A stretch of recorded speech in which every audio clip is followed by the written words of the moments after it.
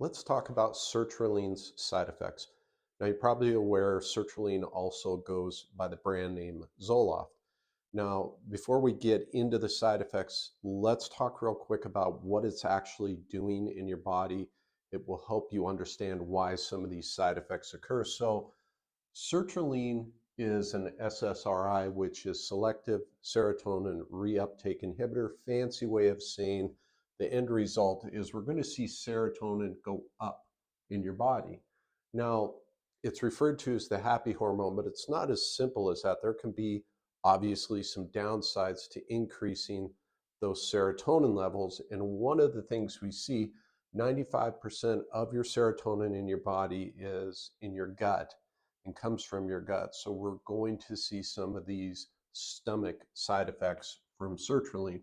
We also know that if you give sertraline or Zoloft chronically in animals, that we can also see a downregulation of norepinephrine, and that will come in a little more clearly here as we go through these side effects. So I'm going to cover the 7 most common side effects and a major warning that you need to know about. So like we talked about, we're going to see some stomachs up. So first of all is nausea. Now what I've done, I've taken what sertraline causes versus what we saw in a placebo or sugar tablet in the studies. So the first side effect for sertraline is nausea at 26% versus 12% in the placebo group. So very common for people to experience nausea. This can go away with time. There's usually kind of an acclimation period, so keep that in mind.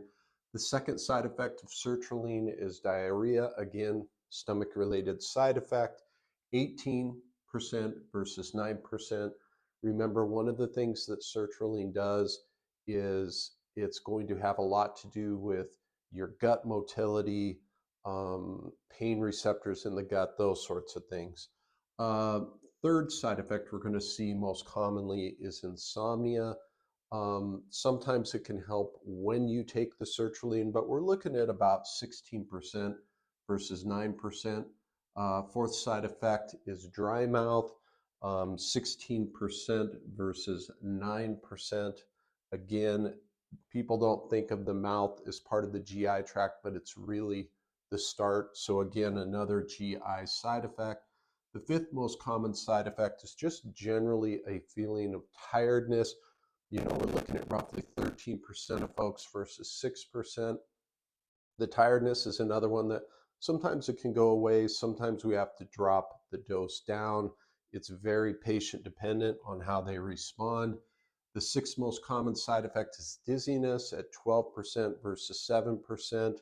And finally, the seventh most common is going to be tremor at 11% versus 3% for placebo.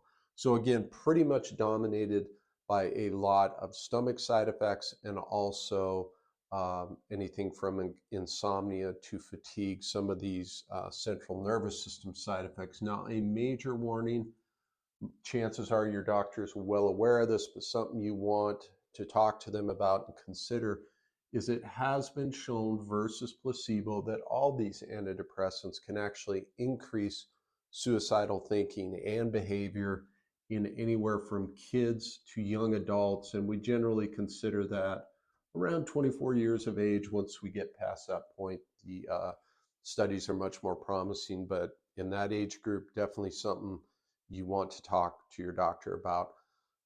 So main thing, guys, let me know in the comments if you have any questions. I read them all. I do my best to respond, but as I do more videos, it can be kind of tough.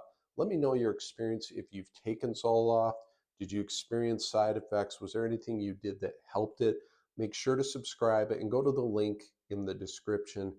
Make sure to sign up for your free checklist. So at any rate, guys, I hope the video was helpful. I'll see you in the next one. Thank you.